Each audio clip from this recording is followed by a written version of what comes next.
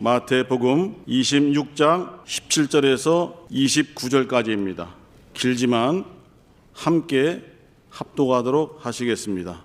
시작. 무교절의 첫날에 제자들이 예수께 나와서 가로되 유월절 잡수실 것을 우리가 어디서 예비하기를 원하시니까? 가라사대 성한 아무에게 가서 이르되 선생님 말씀이 내 때가 가까웠으니 내 제자들과 함께 유월절을 너희 집에서 지키겠다 하시더라 하라 하신대 제자들이 예수의 시키신 대로 하여 유월절을 예비하였더라. 저물 때에 예수께서 12 제자와 함께 앉으셨더니 저희가 먹을 때에 이르시되 내가 진실로 너희에게 이르노니 너희 중에 한 사람이 나를 팔리라 하시니 저희가 심히 근심하여 각각 여짜오되 주여 내니이까? 대답하여 가라사대 나와 함께 그릇에 손을 넣는 그가 나를 팔리라. 인자는 자기에게 대하여 기록된 대로 가거니와 인자를 파는 그 사람에게는 화가 있으리로다. 그 사람은 차라리 나지 아니하였다면 제게 좋을 뻔하였느니라. 예수를 파는 유다가 대답하여 가로되 랍비여 내니이까? 대답하시되 네가 말하였도다 하시니라. 저희가 먹을 때에 예수께서 떡을 가지사 축복하시고 떼어 제자들을 주시며 가라사대 받아 먹으라 이것이 내 몸이니라 하시고 또 잔을 가지사 사례하시고 저에게 주시며 가라사대 너희가 다 이것을 마시라 이것은 죄 사함을 얻게 하려고 많은 사람을 위하여 흘리는 바 나의 피 곧 언약의 피니라. 그러나 너에게 이르노니 내가 포도나무에서 난 것을 이제부터 내 아버지의 나라에서 새 것으로 너희와 함께 마시는 날까지 마시지 아니하리라 하시니라. 아멘. 성찬에 대한 말씀이고 그 현장입니다. 제목은 기록된 말씀입니다. 본문에 많은 내용이 있지만은 제목대로 말씀에 기록된 말씀에 근거한 그 주제만 이렇게 간단하게 여러분들에게 설교하도록 하겠습니다. 성경은 누구의 책입니까? 내 책입니까? 네 책입니까? 하나님의 책입니까? 하나님의 책입니다. 하나님이 주신 책이고 하나님의 말씀이 기록된 책이며 하나님의 뜻이 있는 책이다 믿는 믿음이 그리스도인이 가져야 할 가장 기초적인 믿음이면서 매우 중요한 믿음입니다. 성경 자체를 믿지 못하면 우리의 믿음은 기초를 잘못 놓고 세운 것입니다. 그래서 한 번에 무너질 수가 있는 것이죠. 하나님은 우리의 어떠한 방법과 지혜로도 측량할 수 없는 분이십니다. 너무 크시기 때문에 성경에서 우리말로 하면 광대하신 하나님 이렇게 표현합니다. 크신 하나님, 위대하신 하나님, 광대하신 하나님 하는데 광대에는 큰 대자가 두 개가 들어가 있는 거예요. 넓을 광자하고 큰 대자니까 너무너무 크시기 때문에 표현이 안 되는 거죠. 그 찬양 중에도 있고 시편도 있는 것처럼 주 여호와는 광대하시도다 이런 찬양도 있잖아요. 정말 크신 분이거든요. 그 크신 하나님의 모든 것을 이곳에 기록할 수는 없는 것입니다. 이 성경을 통해서 우리가 예수를 만나고 하나님을 만날 수 있지만은 하나님의 모든 것을 알 수 있다라고는 보지 않습니다. 그러나 이 성경을 통해서 예수를 아는 분량으로도 충분히 구원받기에 넘친다 이렇게 기록되어 있습니다. 사도 요한도 예수의 하신 말씀과 하신 사역을 기록하자면은 이 세상, 이 땅 어떠한 곳에도 채울 수 없을 만큼 너무 많은 일들이 있고 너무 많은 말씀이 있기 때문에 그렇게 할 수 없지만은 요한복음의 그 기록만으로도 능히 구원받기에 충분하다 이렇게 말씀을 주는 거예요. 하나님의 뜻이 담겨져 있고 하나님의 계획이 성경에 있으며 하나님의 진행하시는 여러 가지 능력, 보통 섭리라고 하잖아요. 하나님의 섭리하심. 이것은 하나님의 섭리입니다라고 인정하는 그 믿음이 굉장한 믿음이거든요. 사실은 다른 말로 하면은 나에게 일어난 일들을 하나님이 하신 것입니다라고 인정하는 거예요. 사람으로는 할 수 없지만은 하나님은 할 수 있느니라. 한 번만 더 해서 이제 아멘이 안 나오면 다음 구절로 가도록 하겠습니다. 사람으로는 할 수 없으되 하나님은 할 수 있느니라. 네. 아멘을 받아도 좋은 것이 아니라 우리의 믿음의 생활 습관도 조그만 것 하나에도 아멘으로 하나님 말씀이 화답하기를 바라는 심정에서 제가 이렇게 유도하는 것입니다. 물론 은혜가 안 되면 아멘이 안 나올 수도 있지만은 우리의 신앙이 조그만 곳에서부터, 조그만 생활 습관에서부터 좀 믿음으로, 말씀으로 영적으로 회복되었으면 좋겠다라는 그런 마음으로 이렇게 여러분들에게 약간 이제 부드럽게 권유하는 것입니다. 아멘 안 한다고 또 500원 받겠습니까? 그렇지는 않죠. 하나님의 뜻이 무엇입니까? 찾는 분들이 많아요. 도대체 하나님의 뜻이 무엇입니까? 또는 좀 작게 생각하면 하나님께서 우리 가정에 원하시는 것이 무엇입니까? 하나님께서 내게 원하는 것은 무엇입니까? 내게 무슨 뜻이 있습니까? 라고 자꾸 물으면서 이제 돌아다니는 거죠. 이곳저곳 저산 이산 돌아다니면서 신뢰한 것을 찾아 돌아다니지만은 산속에 바닷가에 하나님의 뜻이 명확하게 드러난 것이 없습니다. 하나님의 뜻을 다른 곳에서 찾으려고 여행 다니지 마시고 하나님의 말씀은 하나님의 뜻을 담고 있기 때문에 이 하나님의 말씀 속에서 하나님의 큰 뜻을 발견할 수 있고 또 성령께서 감동해 주시면은 그 큰 뜻이 나에 대한 뜻으로 딱 들어올 때가 있어요. 그것을 체험하는 것입니다. 맹목적으로 성경을 계속 읽고 또는 성우들을 우리가 고용하잖아요. 성우들을 고용해서 그들이 읽어줍니다. 테이프를 산다 이것입니다. 그들이 우리가 직접 고용한 것이 아니라 녹음된 성우의 음성을 듣잖아요. 그렇게 해서 들어도 많은 것을 받아들일 수 있지만은 정말 중요한 것은 하나님의 말씀을 보면서 이 말씀이 우리의 눈과 또 우리가 입술을 통해서 소리내잖아요. 소리내면서 내 귀로 들리잖아요.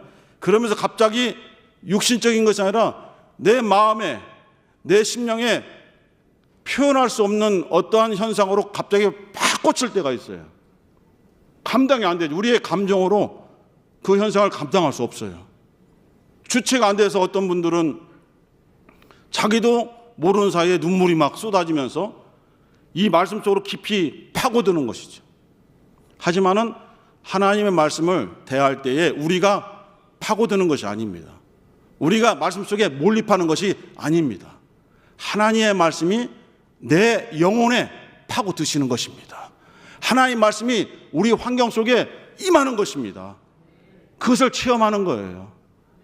이 하나님의 말씀은 우리가 생각하는 것 이상 우리가 여러 가지 논리적으로 글을 써서 논문 쓰기도 하지만은 그러한 논문으로도 담을 수 없는 놀라우신 뜻과 능력이 담겨져 있어요. 이 하나님의 말씀은 사람의 지혜로는 감당이 안 됩니다. 많은 선배 철학자들 또 성인이라고 추앙받는 사람들의 글들이 기록된 책들이 많이 있어요. 우리가 살아가는데 많은 교훈을 주기도 하고 생활의 지혜가 되는 글들도 많이 있습니다.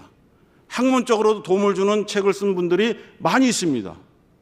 학자들이 많이 있기 때문에 그들이 연구한 것들을 글을 남겨서 주면은 후대 사람들이 그 사람의 지혜만 받아들이는 것이 아니라 그 사람이 평생 노력하고 공부했던 것을 같이 받아들이기 때문에 빠른 시간 내에 그 사람의 평생의 것을 받아들일 수 있고 그를 통해서 내가 발전돼서 또 다른 이 세상 후배들에게 물려줄 수 있는 것이죠. 도움은 되지만 우리의 영적 생활은 우리의 육신적인 생활과는 조금 다르기 때문에 우리의 영적 생활을 위한 필요한 지혜와 필요한 말씀과 필요한 능력은 이 세상의 유명한 책으로도 우리가 얻을 수 없다는 것입니다. 오직 하나님의 말씀인 이 성경에만 우리의 영혼을 채울 수 있는, 우리의 갈급함을 채울 수 있는 놀라운 영적인 말씀이 담겨져 있어요. 목마르면 어떻게 하죠? 물을 마시죠. 이렇게 쉽게 물을 대할 수 있죠. 하지만은 목이 마르지만은 물을 구할 수 없는 사막이라든지 아주 황폐한 곳에서는 표현할 수 없잖아요. 모든 관계가 어긋나 버리거든요. 가족, 형제, 친구 관계 없잖아요. 물이 조금밖에 없어. 그래서 그걸 나누지 않고 자기가 마셔야만 살기 때문에 가족들도 죽이는, 또 함께했던 동료도 죽이는 것들이 영화를 통해서도 보고 있거든요. 우리가 잘 아는 시편에 기록된 것처럼 목마른 사슴이 시냇물을 찾아 갈급하게 헤매는 거잖아요. 우리는 맡을 수 없는 물 냄새를 맡는다고 합니다. 멀리 떨어진 곳에서도 물 냄새가 나는데요. 우리는 물에서 냄새 나면 버리죠. 상한 거라 이겁니다. 그러나 그 짐승들에게는 그들의 생존이 달려있기 때문에 하나님께서 특별히 물의 그 냄새를 맡는 기능을 주신 것 같아요. 그 냄새를 맡으면은 아무리 험난하고 아무리 어렵고 맹수들이 있어도 찾아간답니다. 찾아가요. 그리고 도착했는데 그 물이 깨끗하고 정제되어 있는 물이 아니고 흙탕물이지만은 그 물이 자기를 살릴 수 있는 유일한 것이다라고 믿기 때문에 그 물에 입을 대고 마시잖아요. 하지만은 쉽습니까? 그 안에는 그걸 잡아먹으려고 기다리는 아가가 눈만 깜빡하고 기다리고 있죠. 또 연약한 짐승을 잡아먹으려고 주위에 숲을 속에 숨어있는 맹수들도 있잖아요. 그런데도 그걸 알면서도 포기하지 못하는 것은 이것을 마셔야만 자기가 사니까 결국은 한 모금 마시고 맹수에게 잡혀서 죽는 그런 것을 우리는 동물의 왕국, 요즘 동물의 왕국 안 하나 모르겠지만 동물의 왕국 이런 자연세계의 다큐멘터리를 통해서 봅니다. 그렇다면 우리의 영혼의 갈급함은 어떻게 우리가 해결해야 되는가? 우리의 영혼의 갈급함은 이 세상의 어떤 것으로도 해결이 안 됩니다. 우리가 마셔야만 갈증이 사라지고 배고플 때 먹어야만 배고픔이 사라지잖아요. 그런데 세상의 어떠한 양식으로도 해결이 안 되고 어떠한 음료수로도 갈증이 해소가 되지 않는 것이 우리의 영혼의 갈급함이에요. 이 갈급함을 채우기 위해서는 사슴이 목숨을 버리면서까지 시냇물을 찾아 정말 헤매다가 그것을 발견하면은 목숨을 내놓고라도 그 한 모금 마시는 것처럼 그 영혼의 갈급함을 채워줄 것은 말씀밖에 없다는 거예요. 하나님의 말씀밖에 없다는 거죠. 그래서 이 말씀을 좋은 글로 보지 마시고 내 영혼의 생명을 유지하는데 반드시 필요한 것이다. 내가 말씀을 먹지 않으면 영혼이 배고프고 말씀을 마시지 않으면 내 영혼이 갈급하다. 이것을 느껴야만 영적인 분별력이 있는 것입니다. 다른 사람의 영적 분별력, 세상의 흐름의 영적 분별력을 그것을 구하기보다 자기 자신의 영적 상태를 분별할 수 있는 것이 진정한 믿음의 시작이다 이렇게 보는 것입니다. 우리 사랑하는 성도들은 올 한 해 동안에 정말 내 영혼이 어떠한 상태인가를 잘 분별하셔서 내게 필요한 것을 찾되 대충 찾는 것이 아니라 열심히 찾는 것이 아니라 목숨을 잃더라도 찾을 수 있는 그러한 심령들 되시기를 예수의 이름으로 축원합니다. 모든 답이 성경에 있어요. 하나님은 너무 많은 정말 전지하신 말로 표현할 수 없는 지식을 가지신 분이고 지혜를 가지신 분이시지만은 이 성경을 통해서 우리 인간들이 알아야 될 것만 이곳에 기록해 주셨어요. 근데 그것도 우리가 감당하기에는 너무나 커요. 이 말씀들이 한 구절만 우리가 정말 체험을 해도 엄청난데 이 수많은 구절의 하나님의 말씀들을 우리가 감당할 수 있겠습니까? 그런데 하나님은 구약의 선지자를 통해서 신약의 사도들을 통해서 이 말씀들을 기록해 주셔서 내 뜻은 이와 같아. 내가 너희들에게 원하는 마음은 이거야 하고 이 성경의 구약과 신약에 기록해 주셨어요. 세상의 책들은 유행을 탑니다. 세상의 많은 흐름들이 유행을 타기 때문에 아무리 좋은 것도 좀 지나가 버리면 옛것이 되어버리고, 옛것을 대하면 추억에는 빠질 수 있지만 그것이 지금 세상에 필요한 어떠한 도움이 되는 것은 아니에요. 그런데 하나님의 말씀은 시간에 관계 없습니다. 세상의 흐름과 관계가 없어요. 환경의 좋고 나쁨에 관계가 없습니다. 예수께서 어제나 오늘이나 영원토록 동일하신 분인 걸 믿습니까?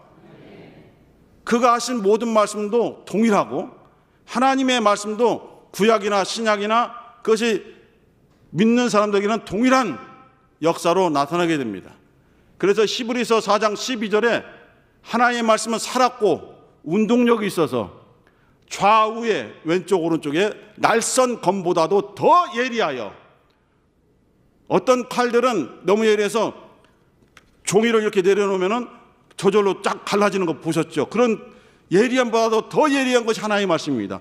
좌우에 날선 어떤 것보다 더 예리하여 보이지 않는 우리의 혼과 영을 찔러 쪼개기까지 하며, 우리의 관절과 골수를 찔러 쪼개기까지 하며, 우리의 마음의 생각과 뜻을 감찰하신다라고 되어 있습니다.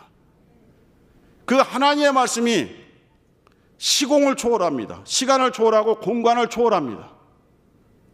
오늘 각 처에서 예배를 드리는 성도들의 그곳에 여러분이 믿음으로 받아들인다면 수천 년 전에 기록된 하나님의 말씀도 여러분에게 생명으로, 능력으로 임하게 되는 것입니다. 예수께서 오늘 이 본문의 말씀 중에서 이런 말씀을 했어요.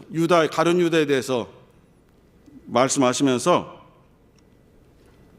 24절에 보니까 인자는 자기에게 대하여 기록된 대로 가거니와, 구절이 화면에 떴기 때문에 한번 같이 읽도록 하겠습니다. 우리 마태복음 26장 24절 시작. 인자는 자기에게 대하여 기록된 대로 가거니와 인자를 파는 그 사람에게는 화가 있으리로다. 그 사람은 차라리 나지 아니하였다면 제게 좋을 뻔하였느니라. 인자는 예수를 가리킵니다.